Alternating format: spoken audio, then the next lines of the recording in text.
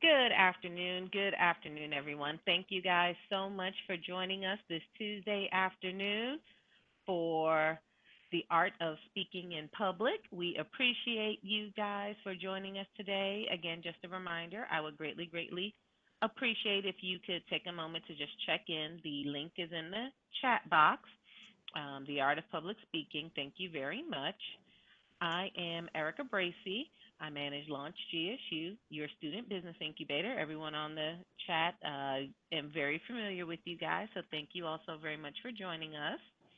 Um, oh, fantastic! Absolutely, yes, Fatima. Please, the more the merrier. So thank you for sending this out to them. You guys are in for an incredible treat today. Your speaker today is incredibly dynamic and one of the people who I know is most comfortable with public speaking that I have ever met. Professor Adolfo Prieto is basically walking the walk and literally talking the talk. He has been an entrepreneur for probably over 25 years ish, I would think. Over 25 years. He works across a number of industries. He has a background in accounting, is a licensed CPA, but has also worked again in a variety of different industries.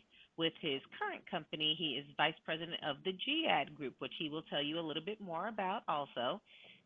Professor Prieto is incredibly well rounded, like I said, and has worked in a number of industries. Some of his areas of expertise include small business consulting, human resources, diversity and cultural issues, marketing, especially crossover marketing when it comes to working with the Latin and Hispanic markets. Again, as a CPA, he has an area of expertise in accounting, QuickBook expert and trainer, public speaker, personal coach. The list just goes on and on and on. He also spent he has an incredible resume that is literally 5 pages long.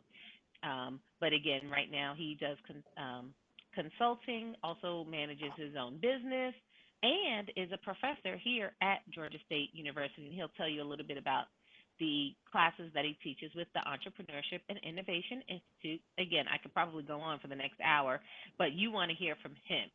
So without further ado, I present to you Professor Adolfo Prieto.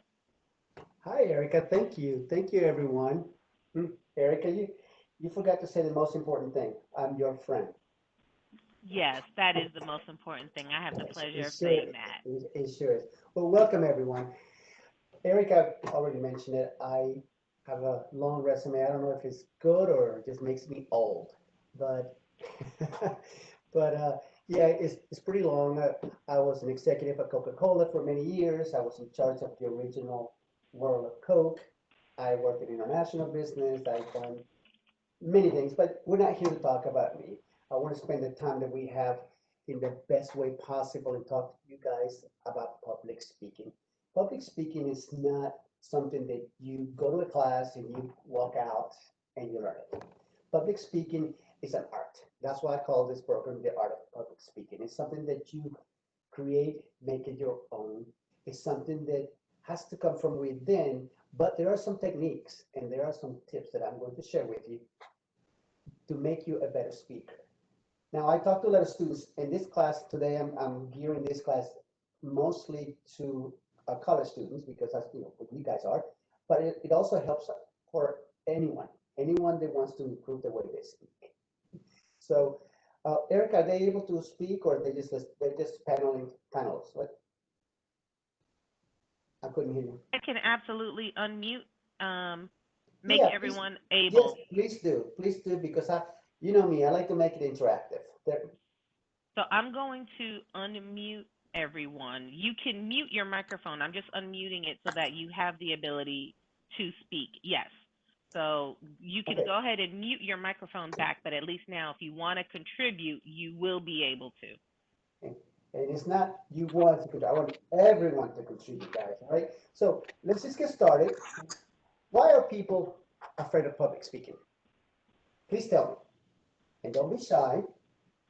Um, Miss, okay, I think people are afraid of public speaking because of the adrenaline involved in speaking, in the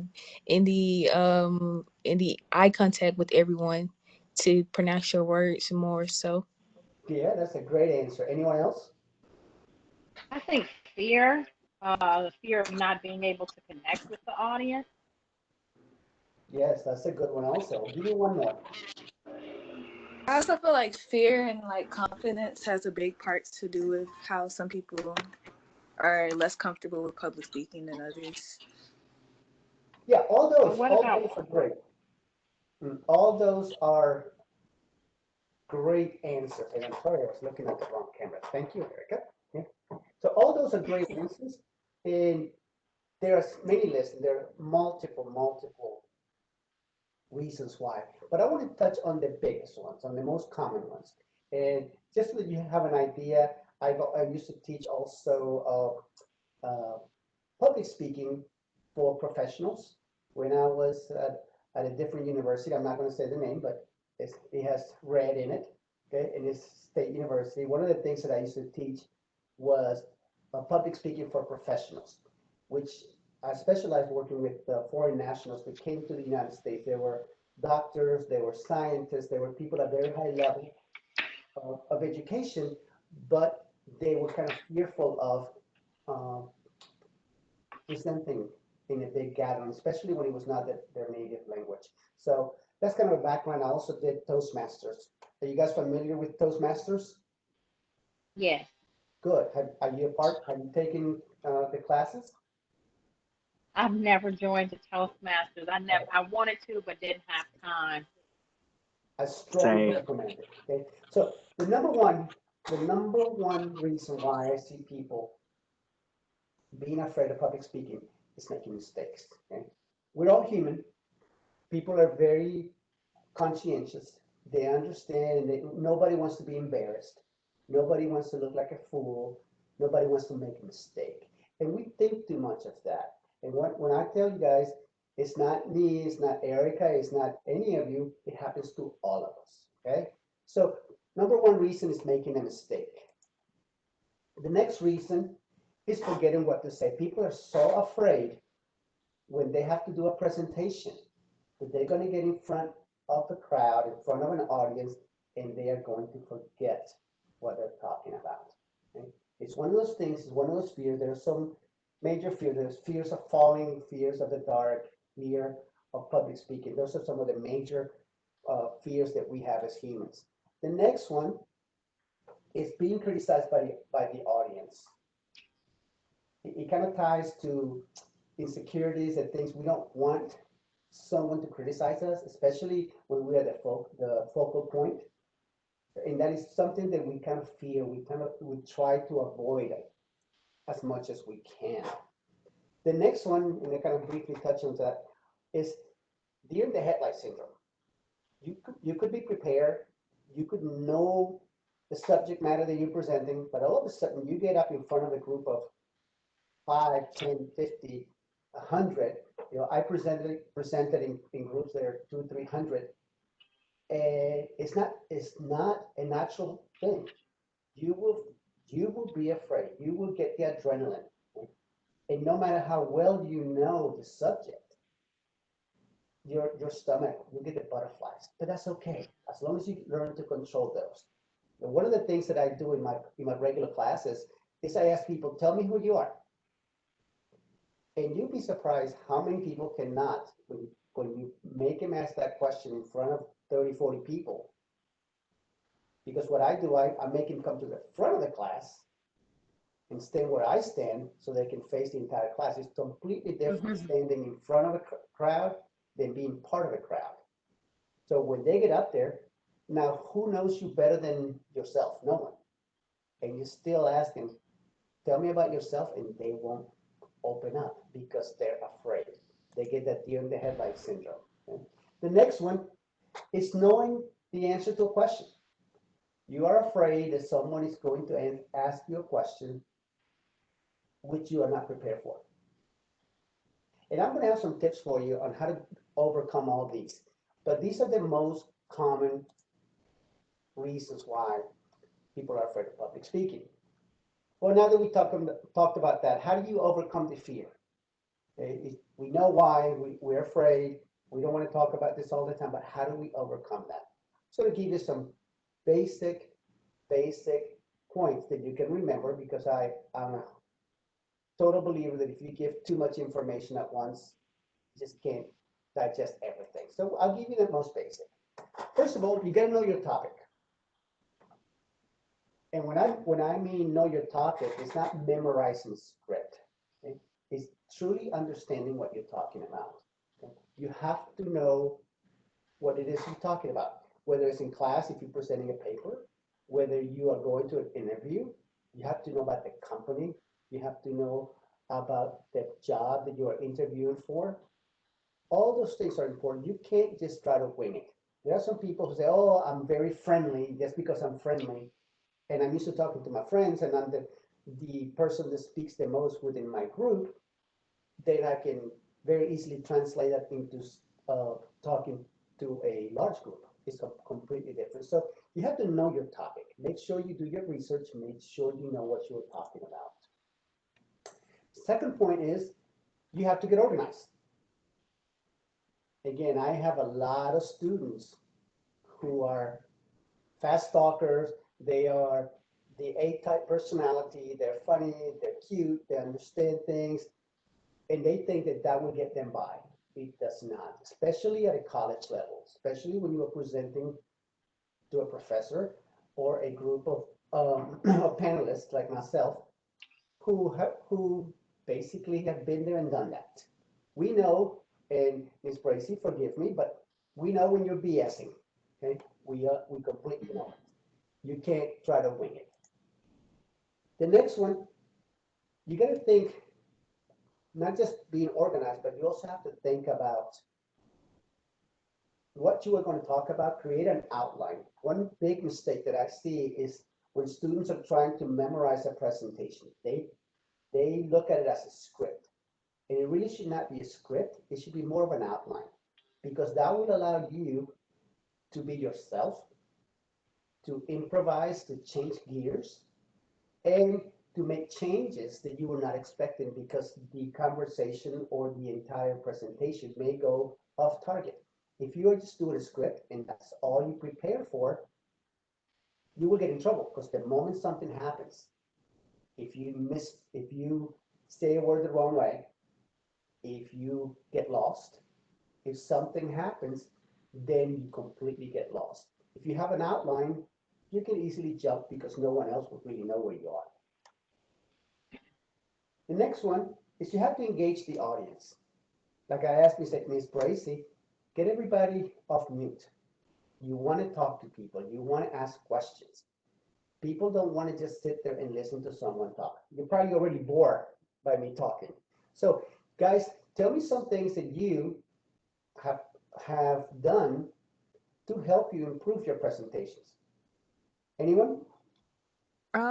What have I done so far? I've been practicing in the mirror, and then I also let my parents be the audience. I let my family be the audience for me, That's so great. I That can is great. memorize everything. Yep. One tip that I was going to give you, which you got ahead of me, which is great, is practicing in front of a mirror. You'd be surprised how uncomfortable it is to just sit and watch yourself present. You have to get used to it. Especially nowadays that we are in this new normal when we are having to talk to a camera. So for some people that makes it easier. For some people it makes it even worse. Any more tips? Anything else that you guys have done to improve your public speaking? Yeah, I try to be careful with the nonverbal cues like body language and everything to make sure that it goes with maybe what I'm speaking about or presenting. Absolutely, that's another good one. There's nothing, actually, communication, the majority of our communication is not verbal, it's nonverbal. And we can say the same thing, and depending on our body language, in a nonverbal communication, people will perceive the message in a different way. The next one that I'm going to give you is as simple as it gets. Practice, practice, and practice. You can't just say it, I worked on my term paper, I worked on this project, because I worked on it, I can just get up and talk about it. You would not. Okay? Especially for those of you, again, who are in college, you have to make sure that you understand it. There's a reason you're in college, because you're learning. You don't know the subject matter. You're just learning it.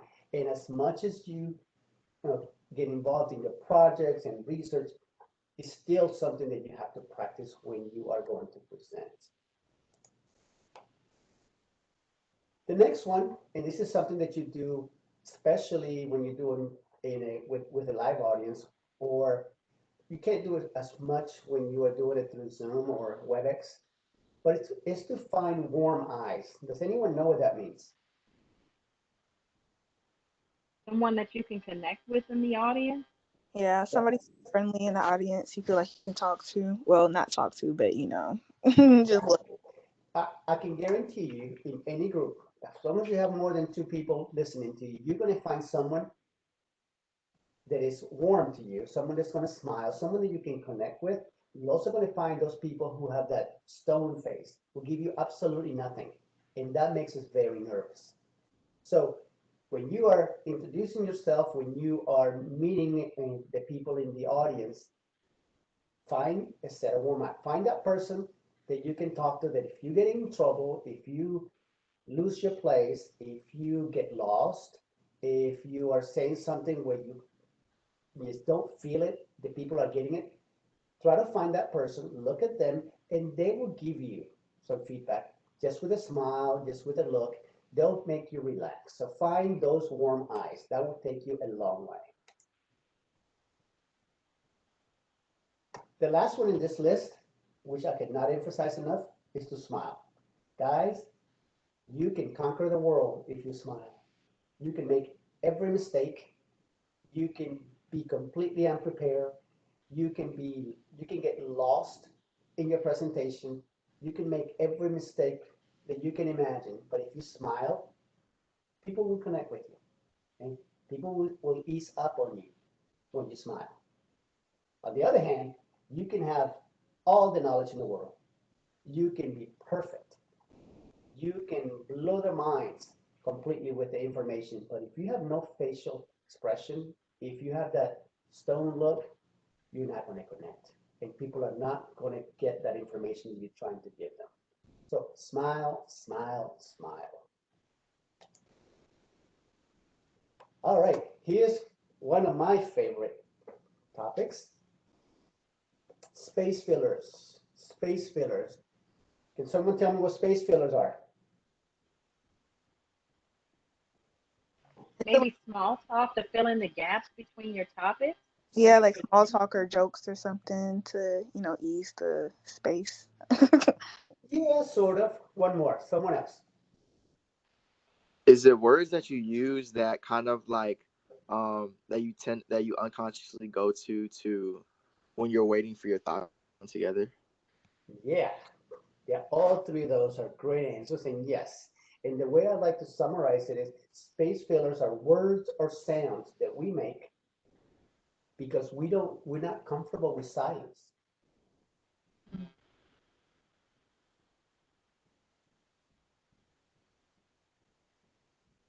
Like right now. You feel see how uncomfortable that feels if I just stop talking? Hmm? Yeah. You're sitting there going, oh my God, what happened? Yeah. What's going on? What did we do? Is he mad? What's going on? Silence, guys. Silence. Eh, Human beings don't like silence.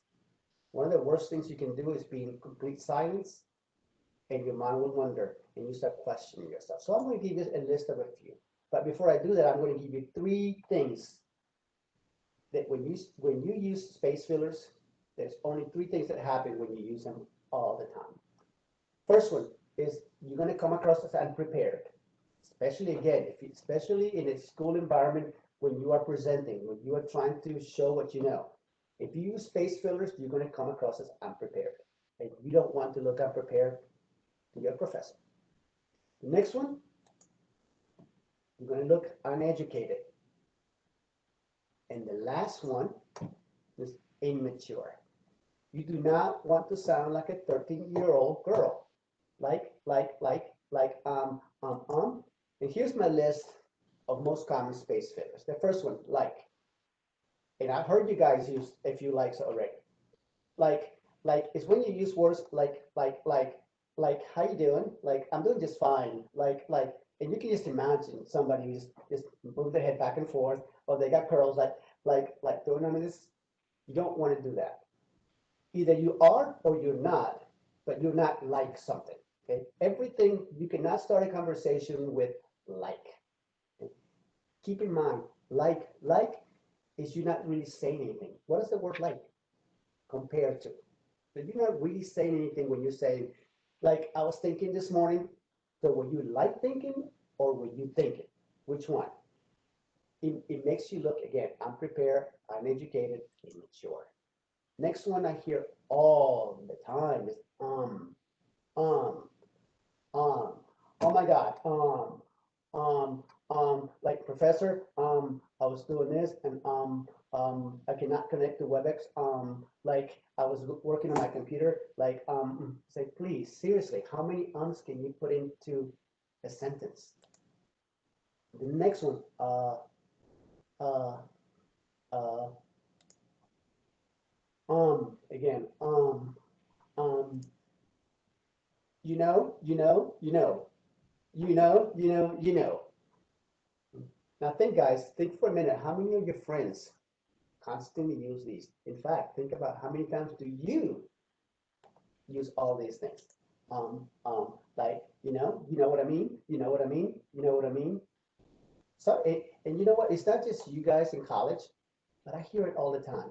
If you watch the news, you watch TV, you will hear this all the time. And you would expect people, say, for example, on CNN or the evening news, for them to speak properly. And you'd be surprised how many times you hear them use all these space fillers.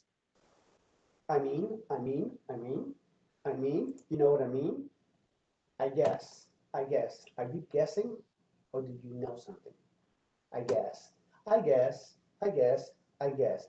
Completely unprepared, uneducated, and immature. Okay, okay, okay. Everything is okay? Are you okay? Yes, I'm okay. It just completely does not even make you college level. As a professor, no matter what class I'm teaching, I teach entrepreneurship, I teach intro to entrepreneurship, I teach, uh, what's it called, entrepreneurship thinking. And one of the first things that I tell my students, even if I don't teach you anything about entrepreneurship, you will come out of my class speaking properly. Because I would not allow my students to begin a sentence with an or like. The moment they use any space filler to begin a phrase or a sentence, I stop them. I don't care what they have to say, I stop them.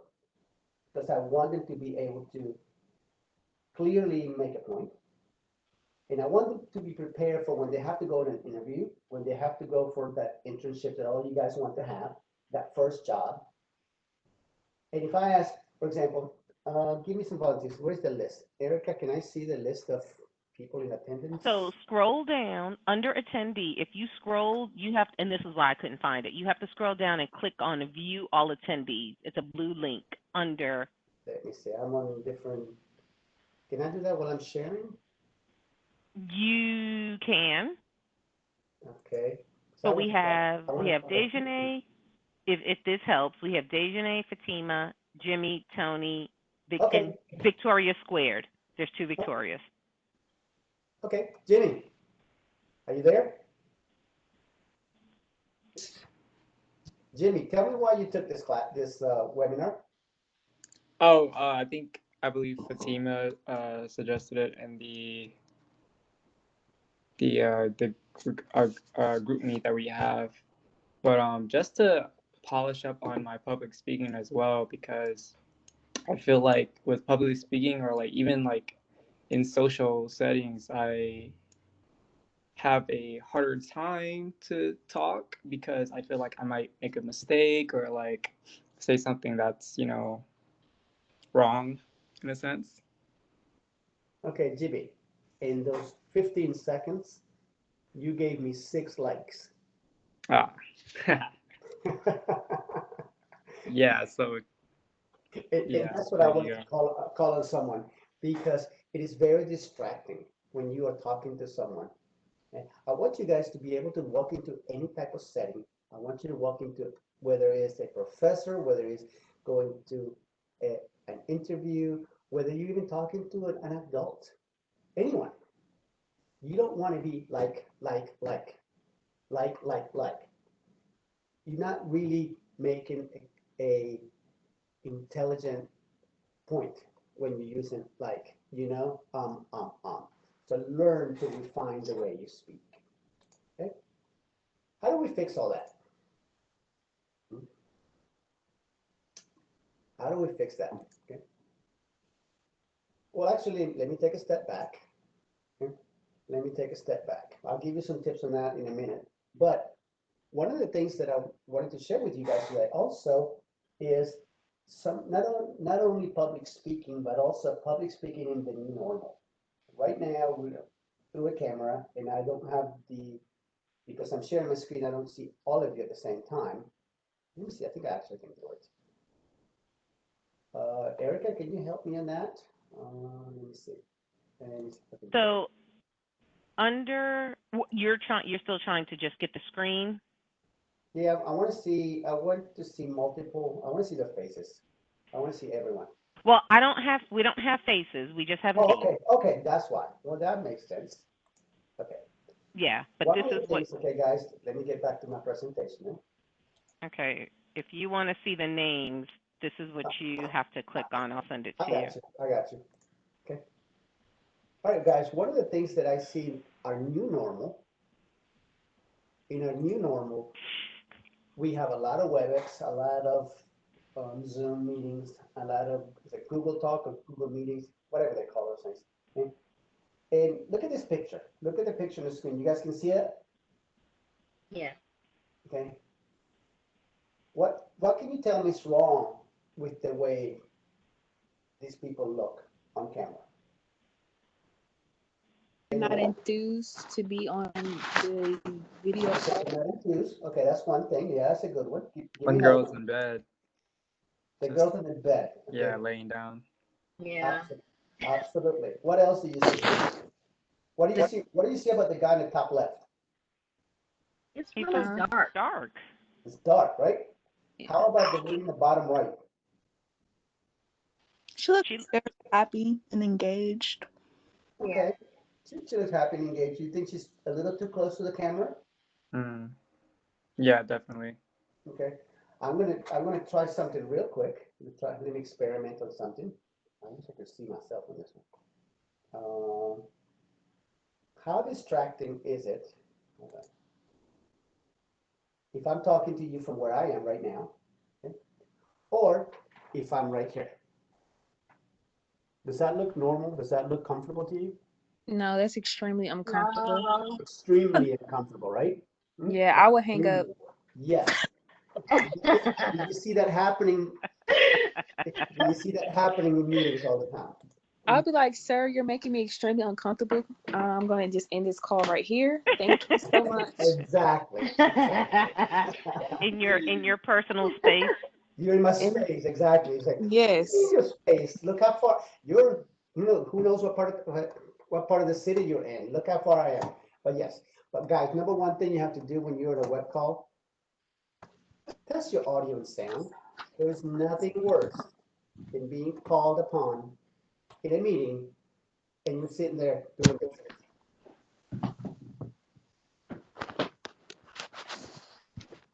And you're like, I can't hear, I can't say anything. Test, test your equipment, right? Somebody already brought up the fact of lighting. Make sure that people can see you. Okay?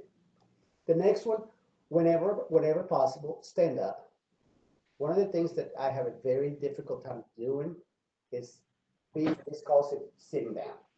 Typically, I'm one of those professors that is walking around the classroom, I'm moving, and I talk with my hands. That's just a cultural thing. That's just a me thing. Some people just like to stand behind a podium, just sit there and just talk. I can't do it. Okay? I can't sit down. And body language. If you see the lady in the middle picture, She's laying down. I don't care what she has to say. Her words are not going to have any power or any. They're not going to be convincing. Laying down like that. The next one is place the camera above your eye level. If you see, my camera is up high, but if I had my camera like this, let me see if I can move mine. A lot of people have it like this. You see that? That again is not very comfortable. Okay? Guys, people don't want to see up your nose. Seriously, you don't want to do that. Okay? Plus, for those of you, like I'm a little conscious of that. I'm getting a little bit up in age, so I don't want people to see this dragging. Okay? So you always want to have your camera above eye level, but you don't want to be looking up at the sky or the ceiling or wherever you are. You want to have it just slightly about this far above your forehead. So you can kind of be looking up. That forces your chin to be up, but not looking up. Okay, because I don't want to be looking at your throat either. Okay, so you want to be looking in a comfortable position. And actually, I have a box on my desk that my computer is sitting on. So this box is about 2 inches that the laptop is sitting on. Now, the challenge is if I need to adjust the volume, I have to move the screen, and you may have to do the hokey pokey, but again, that's where he talked about, testing it and trying to get it as set up as much as possible in advance. Absolutely. It's also psychological. If I'm teaching a class and the camera makes me look big, I look more imposing. I look more respectful. But if I'm here real small, I look like a little mouse. Okay, so you have to find that sweet spot for you. Right? Don't stare at the camera. Again, you don't want to be, and this happens to a lot of people. They just get wide-eyed and they just stare. And you don't want that. That's very uncomfortable. So learn to do that. I cannot emphasize this enough. Watch your settings and background. Please don't sit down in front of your bathroom. Okay? We don't want to see your toilet. We don't want to see dirty dishes. We don't want to see, you guys have a roommate. I don't want to see your roommate walk around half naked behind you. Okay? That happens all the time. It happens. You guys laugh because you know it's happened before. Okay? Needless to say, try to dress properly is the next one. Now, we are this is the new reality. This is the new normal. And from the chest up, you may be wearing business casual or decent, and you may be in your pajama bottoms, but just make sure you don't have to stand up. Okay, I was in a meeting not long ago when a lady had a nice blouse, and then she stood up and she had a tiny little bottom, and everybody, when she got up, everybody could see her panties. It's a business setting, okay? Please, just make sure. Yes, that happened. That happens, and it happens all the time. And you just never know. You never know. So you never know when you're going to have to stand up. So, even yoga pants are still better than itty bitty shorts. Yes. Great point. All right, some quick tips, and I know we don't have a lot of time, so we got to finish this quickly. Some quick tips to help you be a better presenter. I already mentioned the first one, smile. It will take you a long way. Like Erica, she has this beautiful smile. She can get me to do whatever she wants. That's like when she smiles at me. Okay. Make eye contact. Look around. Don't just look at one person. Like right now, I cannot be looking at you, but if I could look at all of you, trust me, I will be keen on each and every single one of you. If you don't do that, people fall asleep. People drift. People don't know that you're making that eye contact. It's just not personal enough. So talk to people. Talk to the eyes. Look at it. Engage them. And note, just to help you guys out, FYI, whether you were aware of this or not, WebEx has a feature called attentiveness, and it gives the presenters a notification of who's attentive and who's not paying attention. So heads up, your professors may not be saying anything, but it doesn't mean that they're not paying attention. Don't give up our secrets. Don't give up our secrets. Yes, guys, we know when you just sit there not doing anything. Change your tone. Now, some of you, just by nature, you speak like this and you're very monotone. You do not change your tone and you always speak the same way. It doesn't matter how great the information is that I'm going to give you. You will be bored within 30 seconds. So please do not sound like Siri, all right? Guys, you got to change it up a little, especially on a webcam. You can't just be talking the same way as you do. Be yourselves. Change speeds, change tone, okay?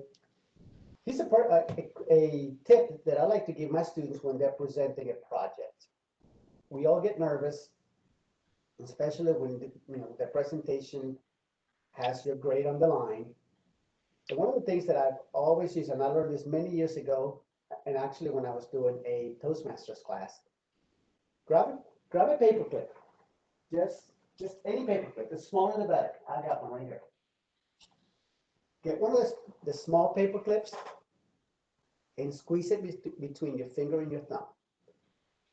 This, believe it or not, when you're doing that, it keeps your hands in a comfortable position, and if you get nervous, you can channel all your nervous energy to your paperclip. Just squeeze it, just like that. Keep your hand closed and squeeze. When you do that, it will give you an immediate release of that tension that you're feeling, and no one will know you have something. Now, you don't want to have a pen or pencil and be doing this, the clicking. You don't want to be doing this, moving it back and forth, because it's incredibly distracting. Okay? So you want something small. I like to have that or a penny. A penny is also really good because it's so small that nobody knows you have it in your hands. And for those of you that use your hands a lot, like I do, it keeps your fingers and going all over the place. So if you have something that you squeeze in your hand while you're making a presentation, it keeps your hands in a professional manner, and it keeps the attention on you instead of your hands. Be yourselves. Some of you have a dry sense of humor, use it. Some of you are very perky. Some of you are very bubbly. That's okay. Not every presenter has to look the same. That's why I said this is an art. This is not a science. It's not 2 + 2 = 4. This is like painting. You present the way you are.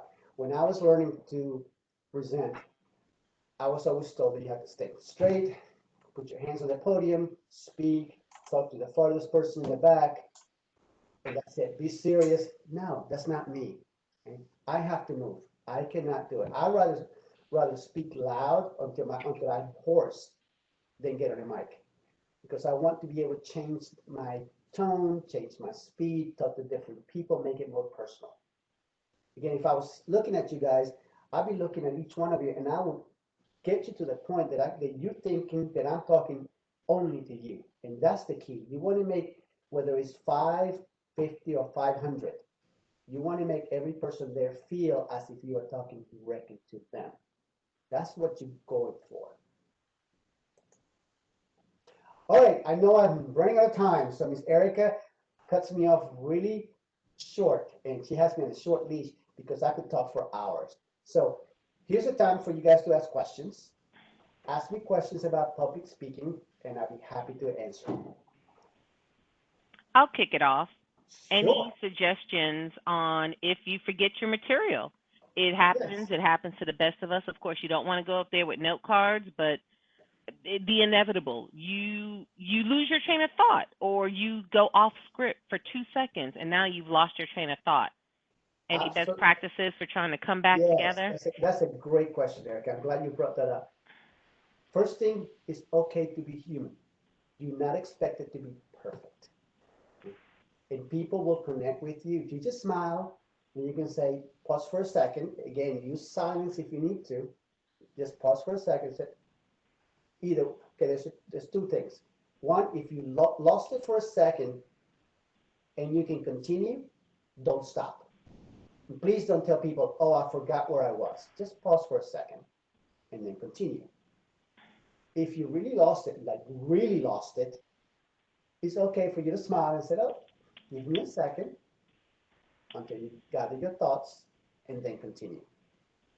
It's better to be honest and again use this smile than just sit there and look completely lost and panic. What you don't want to do is panic. Any more questions? And I'll throw something out there, a technique. Again, and a lot of these things you just learn over time. Mm-hmm. It's inevitable. Someone will ask you a question that you don't know the answer to. And it's okay. When I introduce myself to people, one of the first things I say as part of my introduction is, I don't have all the answers. And I'm not afraid to say that. So, one technique when someone asks me a question in a presentation and I don't know the answer, I'll say, what do you guys think? I actually do not know. You've stumped me. What do you think? Like Adolfo said, honesty. Honesty is the best policy, and you be surprised, particularly if there's enough people in the room, someone may be able to give you an answer. Exactly. Most people, especially, and in fact, they appreciate the fact that you are getting everyone engaged. And you say, you know what, I may not have the answer, but let's see if somebody else does. The one key is that you have to maintain control if you're the presenter. And you can use it as an opportunity to get everyone engaged if you don't know the answer. So for example, like right now, Erica just said, ask me a question. I don't know the answer. I may just say, oh, Jimmy, you know what? Let me ask the audience, Jimmy, what do you think? So you can maintain control of your presentation, maintain control of the entire setting, and all you're doing is pushing it on to someone that can possibly answer. And if no one has it, you can always be honest. Hey, you know what? That's a great question. We could not find the answer right now, but I can get back with you. We can talk offline, or we can talk after the meeting, and people appreciate that. Mhm. Come on, guys, more And questions. it's an Don't be shy. opportunity. That's an opportunity for you to learn something too, because if you get that question once, it could very well come up again. Exactly. So how do you respond with, because I've noticed even now, things that, um, let's just say public speakers or politicians, and what do you do mentally, or what do you revert to when you're dealing with an irate audience, or maybe a few people that are being irate? How do you address that, and still kind of maintain, sound mind and not lose track of what you're supposed to be doing? Great question. Well, one of the things that you always have to do, you can control a room with your tongue. Okay? When you have someone who's being aggressive, when someone is attacking you, if you raise your voice the same way they are doing, all you're doing is inflaming the situation. It's like throwing gas on a fire. Okay, it's just going to make it worse.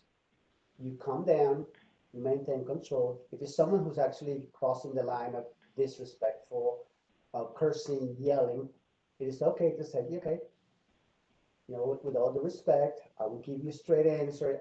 I will answer your question. I will answer your comments, but let's maintain a professional level. Okay? We can agree to disagree, and we can discuss this in a civilized manner. So you bring it down to let them know in a nice way that they're crossing the line and that you don't want to get to that point. So you slow down your conversation, because when we get angry, when we get upset, when we're being attacked, what do we want to do? We want to react. Someone mentioned at the beginning, adrenaline. The adrenaline kicks in, and what happens when that happens? We talk faster, we get aggressive, we raise our voice. No, that's the moment that you actually have to calm down, bring it down. And if you slow it down, you're going to de-escalate the situation. That's a great question. Come on, guys, give me more. They're getting good. I like it when people start asking questions, because they start getting better and better. It's like, ooh, now I can do this. So that was a great question. Having tips for if you're public speaking, but it's not in the case of like a presentation, when you're literally just having like, you just have to speak in front of a large group of people and it's not scripted or anything like that. Like it's more of a spontaneous thing. Do you have any tips on like keeping your confidence and keeping your audience engaged in that instance? Yeah, they're basically the same. Okay, you want, Mm. find some warm eyes, talk to one or two people at the beginning, find that person that you can relate to. Now, some other tips that I can tell you is when you are talking to a group, and it doesn't have to be a formal setting, but everyone's listening to you, you got to make sure that your voice is loud enough that the person in the back, the farthest person from you, can hear you. Okay? You want to maintain your tone of voice. I already mentioned you go up and down, you vary your speed, but what you do not want to do is not be heard or have any confidence towards the end of what you're saying. So for example, right now I'm talking to you and I'm trying to answer the question about talking to a large group. But if all of a sudden I'm doing this, and by the time I finish the sentence, you don't get me anymore. Yeah, I You're got sitting there going, so what happened? What? mm. Okay, and then any credibility that I may have completely goes down to the ground because you can't hear. Okay? You lose them. So you want to make sure that doing whatever it is, however long you have, whether you're talking, 2 sentences or 5 minutes, however long, you want to make sure that you maintain your tone. You go up and down. You're not monotone, but you don't fade out as you go. This happens. This happens a lot with ladies, women. You start talking, and at the end, you kind of die down. You don't want to do that. You want to maintain that confidence. Guys are typically a little more loud, but even in guys, you see when you lack the confidence and you start running out of things to do, you just start kind of going down, down, and down. You don't want to do that. So again, it could be a classroom setting, it could be an interview, it could be just talking to a group of friends. Just make sure that your tone does not end on a downswing. If anything, make it end on an upswing. I've got one thing to throw out there, and I know a lot of the younger students, you guys love FaceTime. You love FaceTime, so you're accustomed to holding your phone and walking.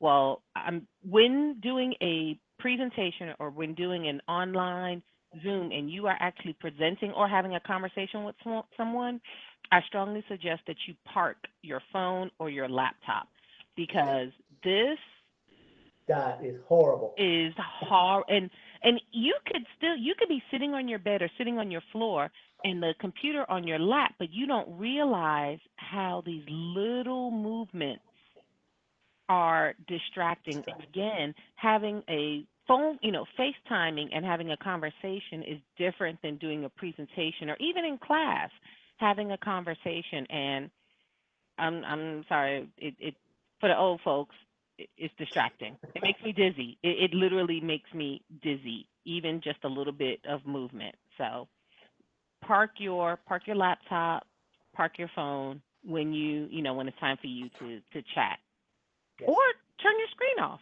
But of course, during class you have to have your screen on. Another one, that's a great one. That's a great one. The other one that kind of ties to what Erica just mentioned is try to, and I don't know how to say this in the right way. You got to be yourself, but at the same time, don't be moving all over the place. You can't be, I cannot be presenting to you and be doing this. I cannot be doing this. I cannot be doing this. I cannot. Now it's okay. But when you need to make a point, make Yes. your point. Some of the best speakers that you would think of use their hands a lot, but they use it at the right time. Some of the worst speakers are the people who are just, you feel like you just want to grab their hands and hold them like, okay, you're driving me crazy, stop, okay? But some of the best speakers, uh, Barack Obama, one of the best speakers you would ever hear. And I agree. he knows when he's making an emphasis on something, he will use his hands. But you see how calm he is, how relaxed he is. He uses one of the things that he does really, really well is he pauses a lot and he uses silence to make a point. He doesn't yell and scream as other people do, and he's not doing this or any of that. But when he makes a point, he makes it a point. If you watch him, he'll talk to the camera, he'll talk to the right. Even when he's just doing it on TV, he's not just staring at the camera. He'll look right, he'll look left, And you actually think, oh man, he's really talking to all of us. And again, he uses the smile and he uses his hand. When he does use his hands, he's making a point.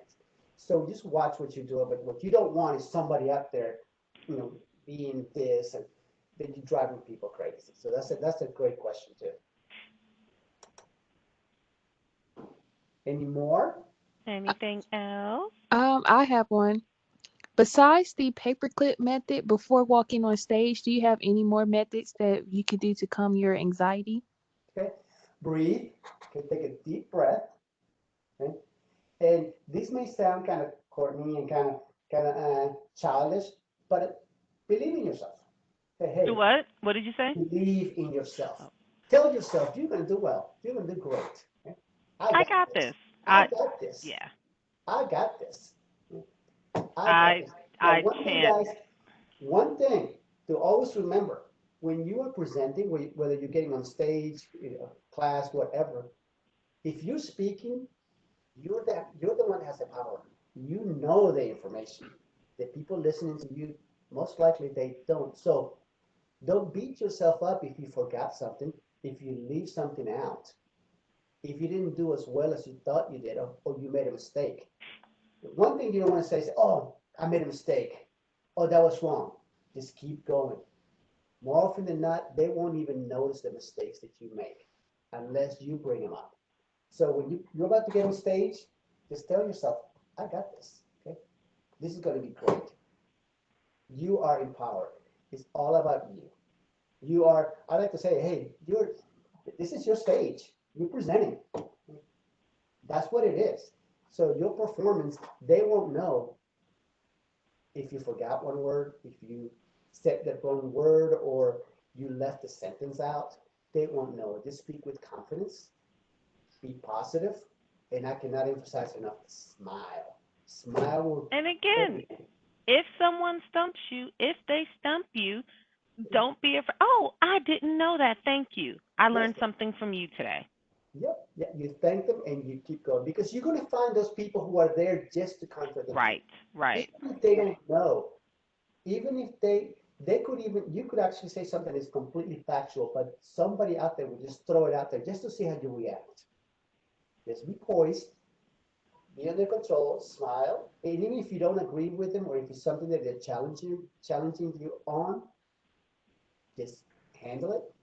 Sometimes you have to redirect the conversation, or if they're getting too far off point, you say, that's a great point, but we're gonna stay on topic, and you just keep going because you're gonna find people like that, and it happens. Yep. Their It's whole not point. personal. Yep. You stay on point, and you just keep going. You're in control. That's one of the few times and places where you are going to be 100% in control. Take advantage of it. Don't give up the control to the audience. You have it. Any more? I have a question. Yeah, so let's just say, and I was reading something, and I remember, of course, being in choir and stuff like that. You have a chance to actually look at the stage and you kind of see where you're going to be. What if you're in a position where you're traveling and you don't, um, you're not even really familiar with the acoustics in a specific place? How do you prepare yourself? Do you keep like um, maybe a record of what levels you're better at speaking at? So, I mean, how does that work? How do you prepare for those type of things? Well, I mean, And normally, what? I see where you're going. I think what happens is, you're always going to have even a couple of minutes just to see where you're going to speak. So even if you just get thrown out in front of the bus, you all of a sudden say, get on stage, speak right now, and you're going to be talking. One thing that I do, because I hate to use the mic, is I just do a quick little sound check. I said, hey, can everyone hear me in the back? Can you hear me in the right? Can you hear me on the left? Is this okay? That way you can basically hear the acoustics on it. You can make sure they can hear you because there's nothing worse than being in a room where people couldn't hear what you were saying. So you want to say, hey, can you hear me? And they're going to say yes or no. If they're fine, if not, then you raise your voice a little bit more and make sure that they hear you, and that gives you the test. The acoustics, most of the time you're going to be in the classroom. Sometimes it's a little more difficult when you're outdoors because you have all kinds of noise in the background. You could have birds, you could have cars, traffic, you don't know, but that's just something that you have to take on a case by case. And, again, you can't prevent all situations, but one of the best public speakers that I've had to be able to work with, she says she shows up as early as possible. And that literally could be 3 hours early if possible, when possible. And I realize that's not always possible, but even if you can, show up 45 minutes, 60 minutes, show up as early as possible when that's in your control. Mhm, mhm.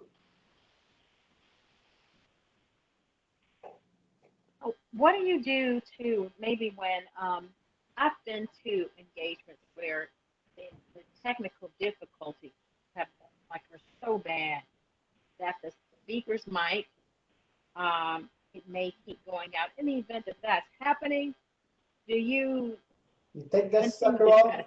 you take that sucker off and you talk loud, okay? Because when you have technical issues, which will happen, okay, Mhm. the one thing I can promise you is that you're going to have unexpected things happen, okay? That will always happen. Always expect the unexpected. Something will happen. If you're having problems with the mic, don't get frustrated. Don't get upset. If it doesn't happen, take the mic off and say, guys, you know, just say what I just said. You always have to be prepared for the unexpected. This sound's not working. Guess what? I'm going to take it off. Improvise. And over prepare because you never know when particularly with this Zoom thing, I typically will have two laptops ready and the phone always charged because you never know. Yes. Adolfo and I needed to do a presentation last Thursday, and the person who was leading the presentation, his computer literally crashed at 4 o'clock for a 6 o'clock presentation. Mhm. Crashed, could not be brought back. And, the reality, luckily we had a backup and we had somebody who was able to help him. But if that happened to me, our Wi-Fi just completely died. And in a case, so that scenario, I wasn't able to jump on the phone because normally I would have been able to just drive it from the phone and I wouldn't have been able to see my notes. But I know, hey, what was the first thing he talked about? You have to know your material. I know my material enough that I could have driven from the phone, but I didn't have Wi-Fi. So in that scenario, I called my neighbor and I had to go sit at her house. Be prepared for the unexpected. And like he said, in this new age of COVID, yes, we pray that outside opens back up, sometime soon.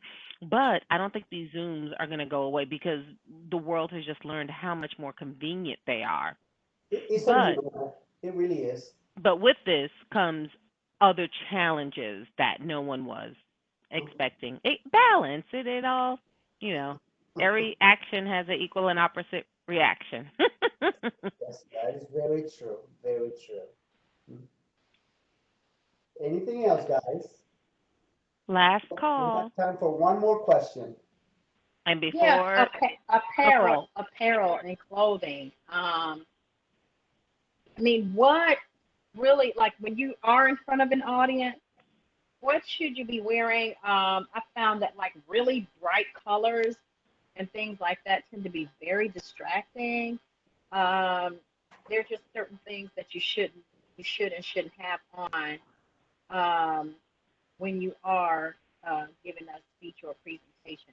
Yeah, well, that's a very good question because it depends on your setting and what you are presenting.